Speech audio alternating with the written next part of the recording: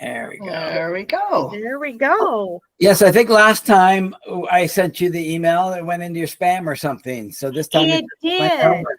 Yeah, I checked everything, Jeff, and I couldn't find it in my Gmail account. So, yeah. But when you sent it again, it went through. So that's good. Yeah, I sent it through Facebook. I just logged into my Facebook, but went Messenger on the browser, and here we go. Okay. So should we play Jennifer's thing first? She did a little clip. Sure. 2 minutes and 2 seconds long. So the movie is. Yeah, so we can argue with her or not. That's Guess Who's Coming to Dinner. Yeah, that's not what the little video is showing anymore. It's, let me see if I can refresh that. Yeah, it's showing an old one. There it is. That's Guess Who's Coming to Dinner. The trailer. So that's the movie we saw. Stacy picked it. Did Stacy pick it? Yes, she picked Yes. it. Okay, and let me pop Jennifer on if I can present something else. Can you present two things? No, but I can present a window. There she is. Okay. And she thinks that's bad. Let's go to the very first second. Instead of her smiling and turn it on, she's like turning it on and then getting ready. So she's moved it to something better. So I'll show you what it started with. That picture. There you go. Ah. Oh, we're glad we're recording that. Not as you are at me at putting it on the other one. That's what she gave us. Okay. There you go. Let's see if hopefully you can hear it and the audio works. Yeah, let's see. I'm going to add my 2 cents towards the Guess Who's Coming for Dinner that you guys had suggested for the siblings movie review. I haven't actually seen Spencer Tracy or Katharine Hepburn in a movie or Sidney Poitier. I'm quite I haven't watched a lot of movies in the 60s, and I actually was quite surprised when I saw it that it had interracial marriage in it for, was it 1867 that it was? Anyways, it was quite fascinating. And I guess Sidney Poitier was quite well-spoken for that role, being a physician, doctor, and found out that Katharine Hepburn's actual niece was the Catherine Houghton, I think that's her name, the daughter Joanna. Anyways, I did notice in the movie, Katharine Hepburn looked like she had like a sheen to her eyes, like she was crying all the time. And then I read that that was their last movie together and that they were lovers for like 26 years or something, Katharine Hepburn and Spencer Tracy. And I thought, oh, how awful that would be the last movie that they made together. And then I also learned that his final monologue was his last, and he died shortly thereafter. So that was quite shocking. Anyways, I like the movie. It actually makes me want to watch those movies again. I'm gonna scroll back. It was 2 years before I was born, I think, 1867. Anyways, interesting. Thanks for the suggestion. Bye. No, luckily your camera's off and we can't hear you. Perfect. There we go. That was good. I'm glad was you brought up a good. couple of things. It was nice to see Jennifer. Yes, Yes. I've seen pictures of her, but I didn't. Yeah, so Yeah, she mentioned the daughter in the movie was played by Katharine Hepburn's actual niece, which I knew. And Spencer Tracy did die 17 days after filming that last scene. It took a whole week to film it, and he died 17 days later.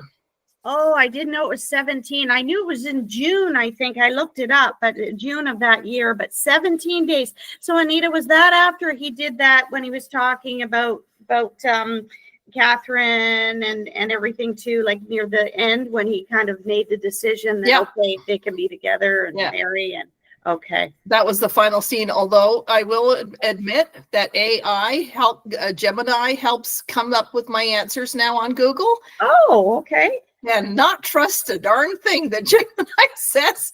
I looked up the Guess Who's Coming to Dinner and Bewitched, because I seem to recall an episode where that was titled Guess Who's Coming to Dinner. And I thought, oh, okay, what does Google have to say? So AI had Darren Stevens was Bill Bixby and William Shatner was guest starring. So it was like, this is all wrong. So you cannot trust Gemini for the truth. Oh, So it might not have been 15 days, but that's what the yeah. said. Oh. I didn't know any of that stuff, that it was their last movie together and that he was Yeah. that close to death Yeah. when he did that movie. I Yeah, don't think her eyes glossing over was about that. I thought that was her with the stark realization that her daughter's bringing a black boy home to marry him, and she's as conflicted as can be because she's taught her daughter these liberal ideals, and I mean, you see the Help, who's black, just is so mad at him for interfering with his white family. Yeah, well, the glistening eyes was everybody. All the women had glistening eyes, and if you yes, and if you noticed, like they're just the tears are just brimming. But I once read about an old movie maker's trick is that they put glycerin in their eyes to pool the wet. And I'm thinking, I can imagine it's like, okay, you're not going to actually cry. Here's the eye drops so they can. But boy, did they pool! yeah, They did. Holy And moly. another symbol of significance too was, I noticed that as well, but they weren't red. They were just glistening, right? So it's almost like it's that stuff. Yeah. Yeah. So I thought it was a good movie. There's a bunch of stuff that I really appreciated about it. And it's funny, both Jennifer and I do have a Guess Who's Coming to Dinner in our family. Jennifer has a daughter-in-law to be who is not of the same race. I have a daughter-in-law who's not of exact same race. She's mixed. So it's funny how it did not cause nearly the brouhaha that it caused in 1967. We're like, hey, this is great. So, Yeah. Like, it's just like, okay. yep, it was not nearly what they went through then. I was struck by, we just come from Europe, so we'd done some on a plane, and they had some plane action happening there, and they coming up, and I noticed that everyone's wearing suits on the plane. All the men are wearing suits, and it's like nobody was wearing a suit on the plane I was on. And the idea of, oh, the parents in the afternoon can decide to jump on a plane from Los Angeles to San Francisco and get there that night. I thought that was like, okay, that's, Yeah. I didn't and think it was that popular. Yeah, it was brought up twice in the movie too. I know that Sidney Poitier's father said it twice, that 400 miles in 40 minutes. Can you believe that? You know? Yeah. Yeah. They introduced the Katharine Hepburn character quite well, that she ran a gallery and things like that. We got to know them a little bit. Sometimes there's not a whole lot of backstory on this, and the Joanna character, I don't know that I've seen her play in anything else. I actually think that was her first and last role. I could be wrong, but I never saw her anything. And before I knew that, Anita, I thought to myself, geez, there's a similarity between she and Katharine Hepburn. I thought, what great casting for her daughter, like somebody that looks like her. And then to find out it was her niece, it's like, oh, okay, that makes now it makes sense. Yep, very good. Yeah. So what else is about it? They didn't. So I would be more concerned that they knew each other for 10 days. Not what color his skin was. But yeah, I guess it did raise a fuss back then. That's for sure.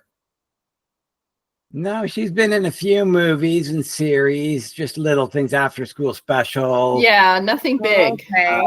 I don't think anything big.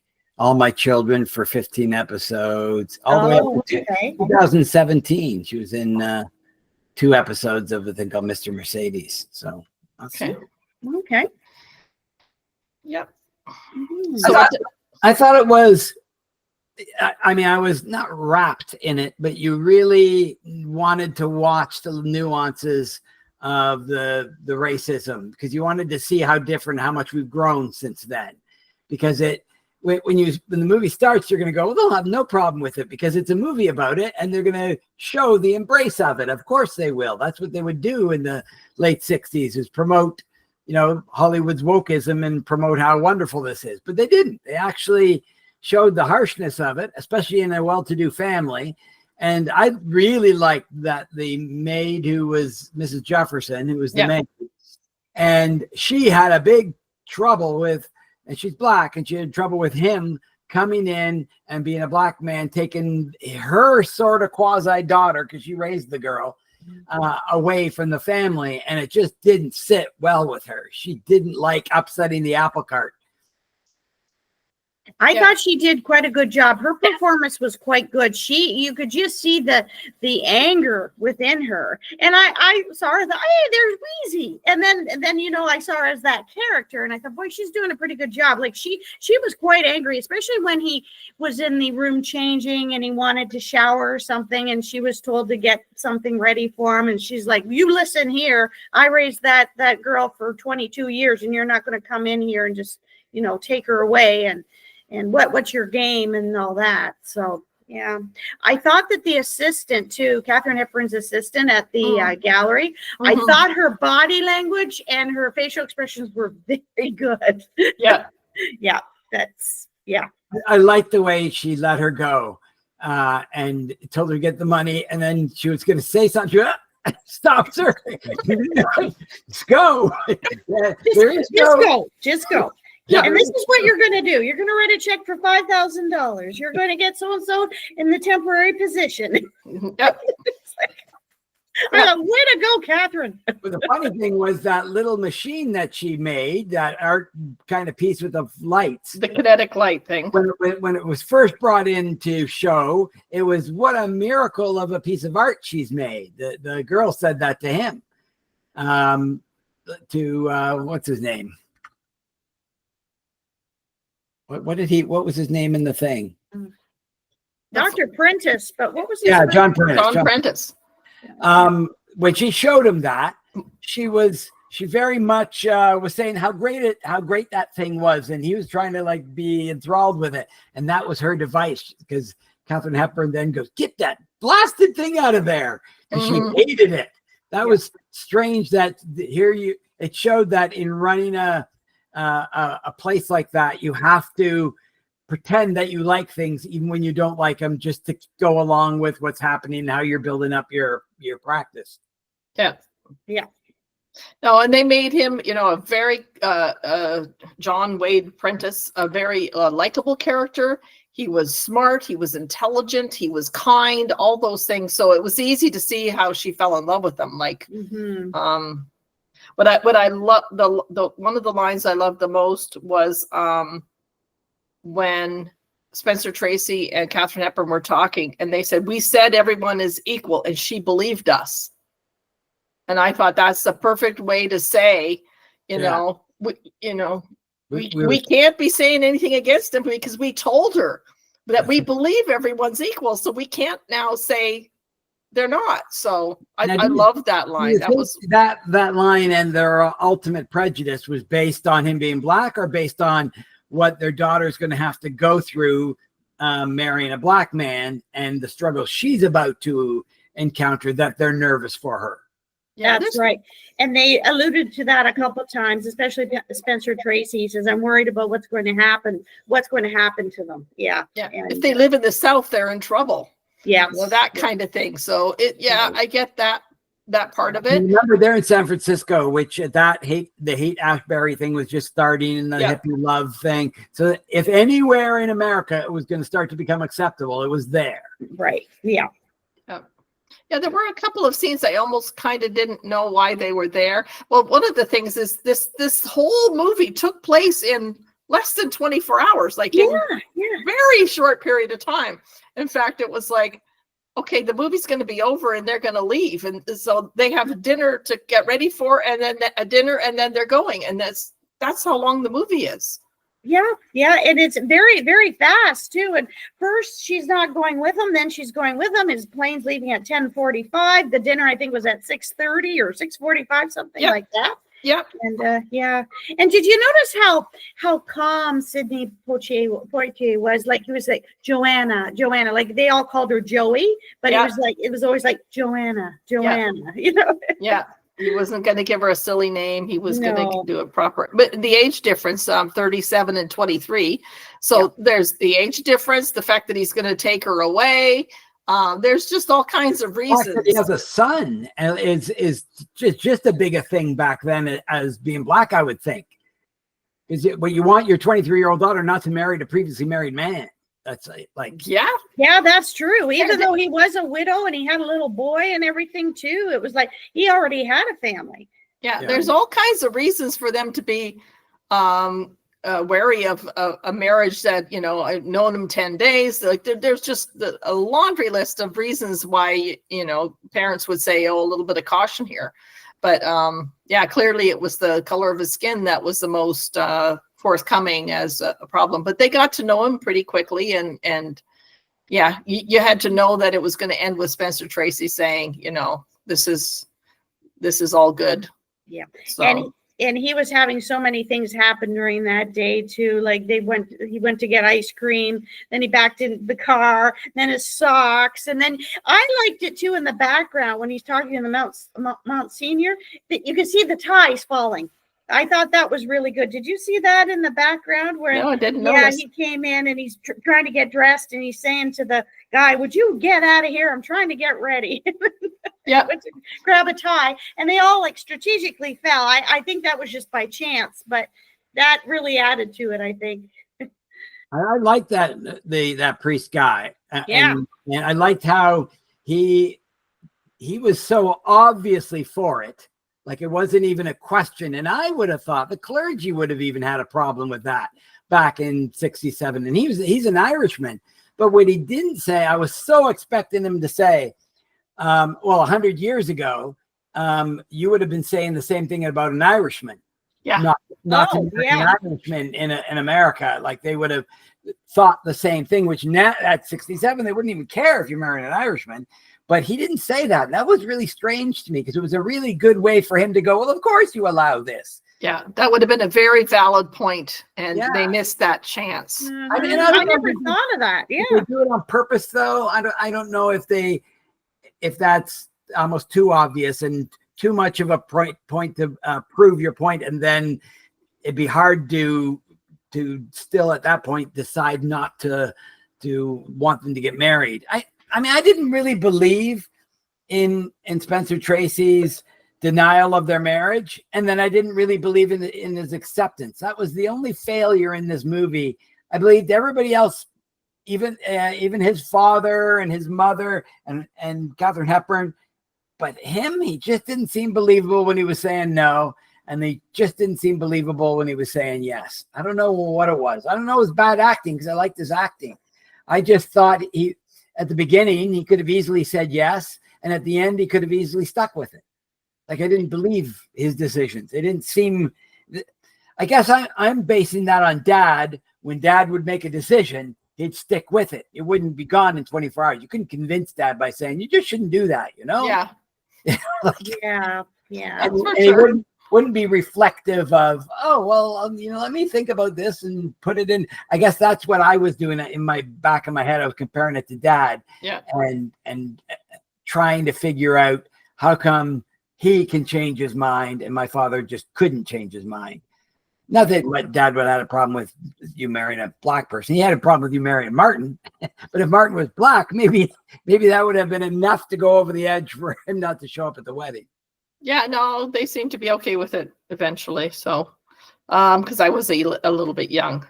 A little bit. Yeah. You were 12 and he was 20. What? No, Oh, 12. I met him at 15. We were married. I was 18. Yeah, it's pretty that's young. all right. I have a cousin who got married at 16, divorced at 19. So Yeah, well, I didn't do the divorce thing. So one of the couple of the things I that stopped me in my tracks a little bit was that the dinner's at 7. he's got to catch a plane at 10:45. How long does it take for them to get to the airport, and how much earlier do they have to be to get on the flight? And I'm thinking, how long is this dinner? Is it going to be 45 minutes? Like that part I kind of didn't. And the other part is when Katharine Hepburn walked out. So they live pretty close to the Golden Gate Bridge, and she walked out for the sunset. And I'm going, oh, okay, at 6:30. Is the sun setting at 6:30? Well, it would be if that at that time of year. I was thinking the same thing. They were having dinner, and yet they're picking them up in the airport, and it was dark. Yeah. And that's because they have the same thing we have. In the middle of summer, they will have an extended time. I remember when I went in May to Puerto Rico, and it was getting dark at night at 6 o'clock at night in the end of May. Okay. Like, because think about it, that now the world is tilted, and it's pretty much a 12-hour day. Right. You know what I mean? Because you're not, it's tilted, but you're almost at the equator. So it becomes much more a reasonable. So they don't have the same swings the closer you get to the equator. The swings come near the poles because there you have 24 hours. Right. So they have such an extension. And so, I guess San Francisco's far enough down south that they're going to generally have maybe 14-hour days in the summer and 10-hour days in the winter, kind of thing. Did we really know what time of year it was, though? Because San Francisco's got kind of temperate weather most of the year, right? Mm-hmm. I wouldn't. That's in my brain felt like October, which would have been that kind of weather in San Francisco. Okay, I saw them sitting out in their cars with their when they went to the ice cream shop, and yes, I don't know. It made me pause, and I don't like pausing for anything. Mm-hmm. Mm-hmm. Katharine Hepburn got a best actress award, but Spencer Tracy didn't, and I thought, oh, that's too bad. It would have been a posthumous Oscar, would have been kind of nice for him, but Anita doesn't like pausing for anything. Well, no, I don't want it to take me away from the story and make me think about something else. Well, if it does, then pause it. Yeah, okay. You're right. I could do that. All right, I could do that. And so any good story talks about tension and then resolution. And they did have the tension, and they did that well. I think they examined it from a few different angles, and I thought that was pretty good. So yeah, I liked it. Mm-hmm. I liked it more than I thought I was going to like it. Yeah, I had seen it years ago, but I had forgotten a lot of it. But I know when they were in the bathroom and he's shaving and he's taking the brush, I thought that's going to go right in his drink. Sure enough, it did. I thought, no, they're putting that drink right there on purpose. Yeah, he's going to put that brush right into it. Yeah, I like the opening song. That's the glory of love. I thought that, and then they tied it up at the end with that song. So I thought they did a good job with that. So this has gotten 7.8 stars and 71% Rotten Tomatoes. So I read another review after I watched it by Roger Ebert, I guess, and he said that it was a little bit. He was a little disappointed in it, and I'm thinking, okay. I got the parts he was talking about, but I still think it's a classic. It's a classic movie that almost everyone should have seen. Like, it's just, and it's the idea of guess who's coming to dinner now means all kinds of stuff. Like, it's a saying that can be used for anything. It is. It's said by people too. Oh, guess who's coming to dinner? Yeah. Mm-hmm. But it wasn't just him, because then it was his parents, then it was the Monsignor. So that and the whole idea of, I thought it was funny because here, when we have more people coming to dinner, we don't think of going off to the grocery store. We think of going to our freezer and pulling out whatever we need for them. But there, maybe, I mean, everybody had fridges, but I think you still went to a butcher. And if you wanted meat, you ordered it for that day. We'd get meat fresh. Yeah, especially if you have a maid. The maid already figured out who was coming for dinner. And then you can't just, materialize lamb chops out of the air. Because if you have them frozen, you got to let them thaw. And I think they ordered their food when you needed it. You didn't have like big stores of a Costco room in your house where you bought mayonnaise by the 2-gallon jug. That could be. I don't know. Yeah, When was the first Costco? no idea. When you guys both guess. San Francisco, 1967. Oh, no Oh, idea. I'm probably way off. 1982. 90. way off. 90. I was thinking 78, but let's see. Well, around here, it didn't happen until a lot later. 83 in Seattle, Washington. And I said 82. Oh my gosh. Look how wrong you are. A whole Oh year. my gosh. And I didn't look it up or anything. I just No, you were way off. Your way off. whole year. I don't. I'm very disappointed. You're usually within a week.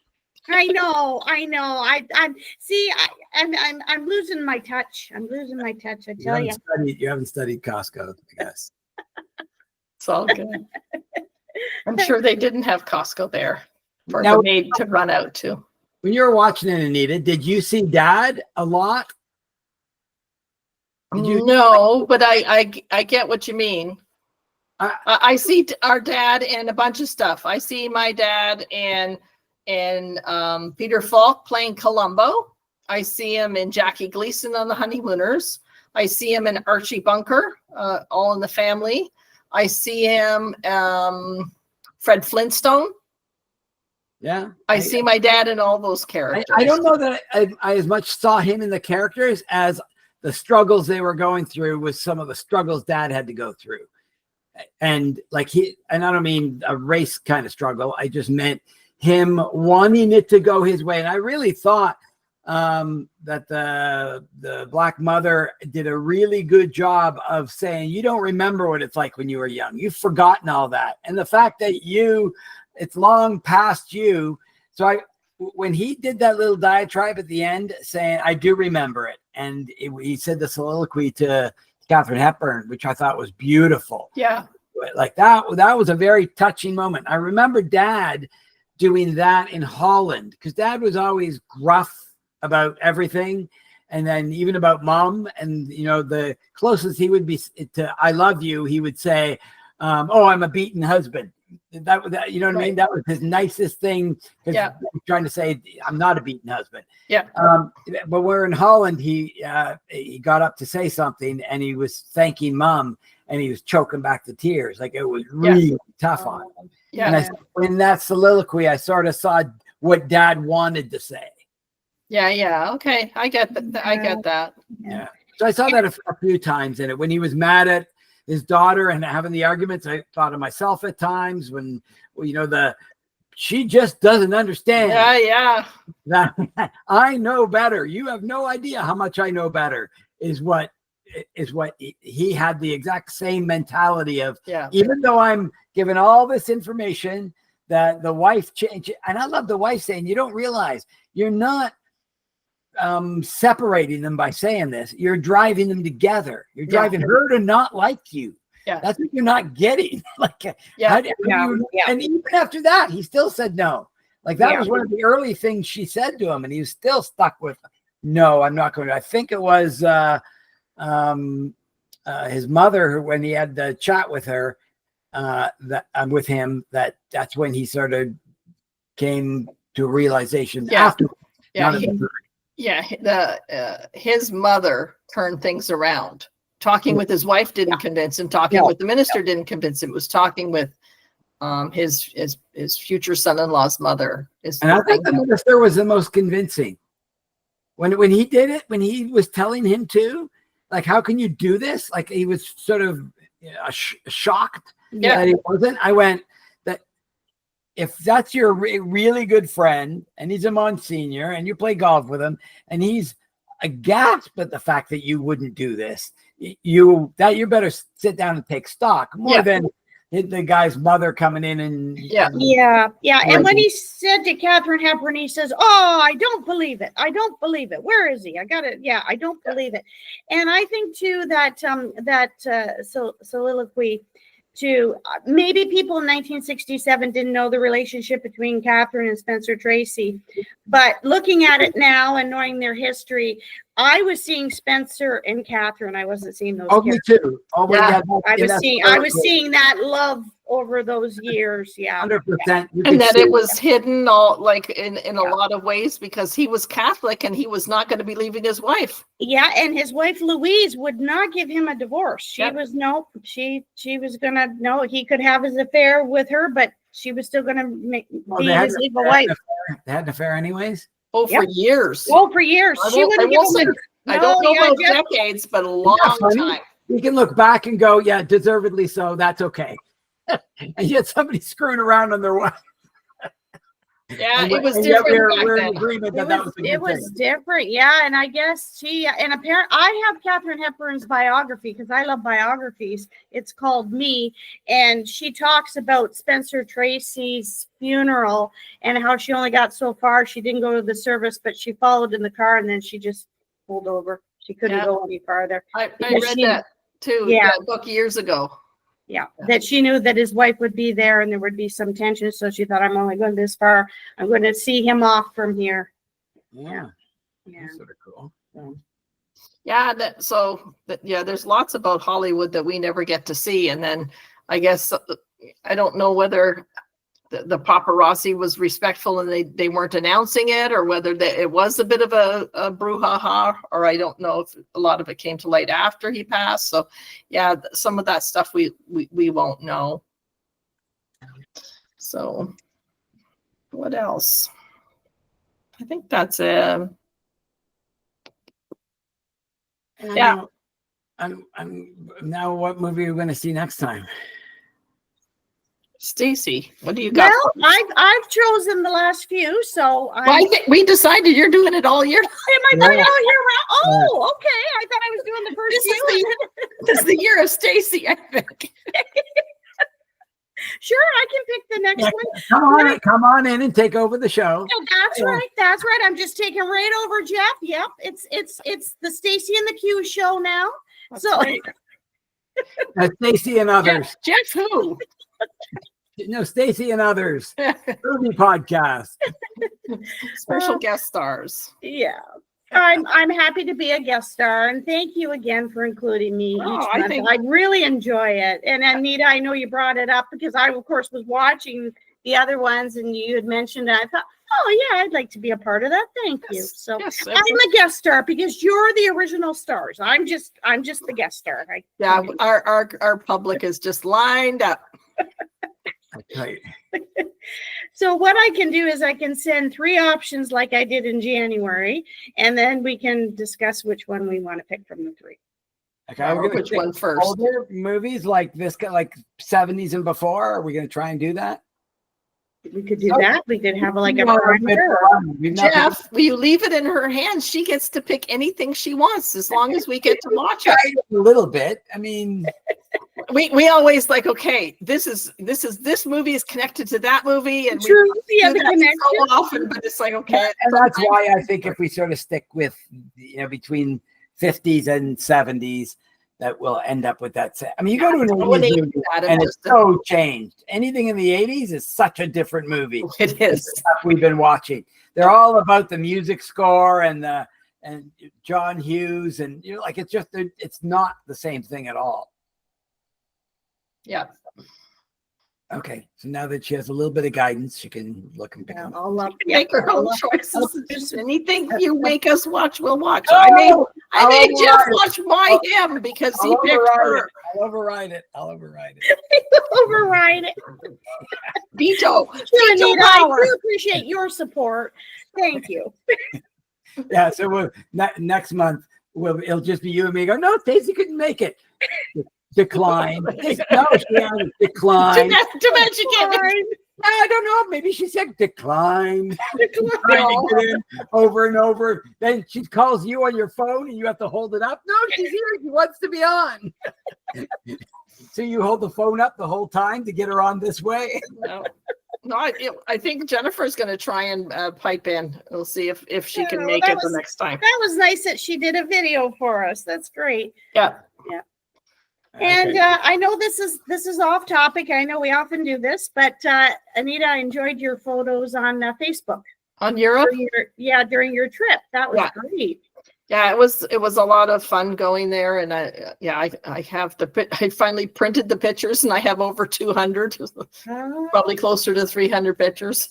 So I have to put them in the album, like I always do. And the other couple that went with you and Martin, like they were great traveling companions. Yeah, so Theo is a traveler, like for work, and so he got us in places like we got to go to the Air Canada Lounge and the Maple Leaf Lounge in Toronto.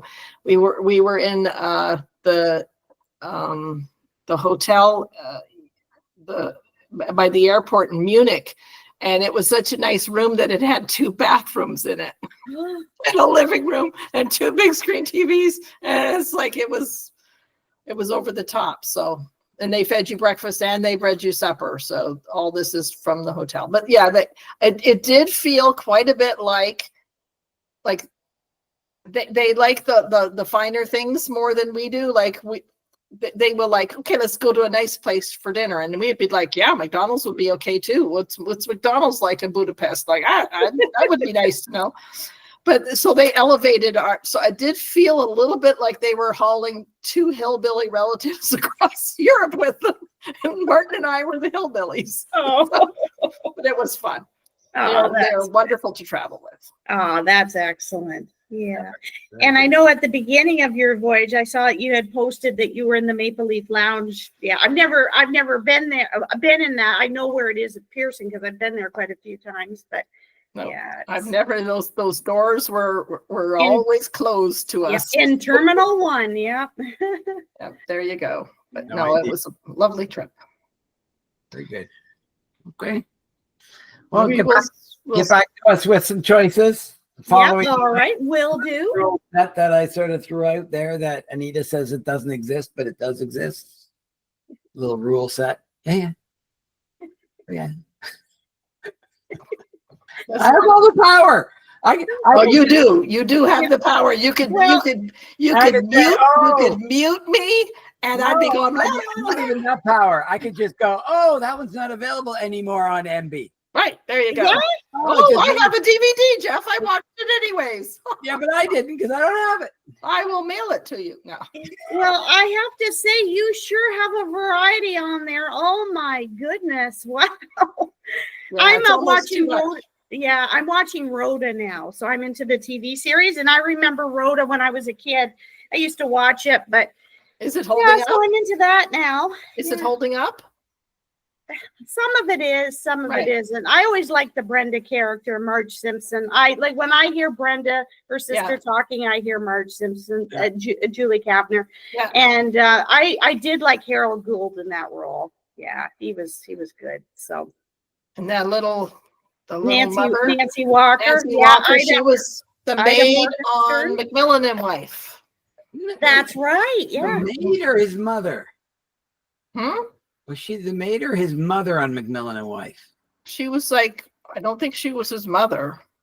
I won't say maid, whatever. I think she was is. an assistant in the office, wasn't she? Like, Okay, pose the question, Jeff, to you. No, I'm just going to type in Macmillan and Wife 71. Yeah, she wasn't just like a maid, but she was always at the house, the housekeeper. No, that's not quite the term either. It,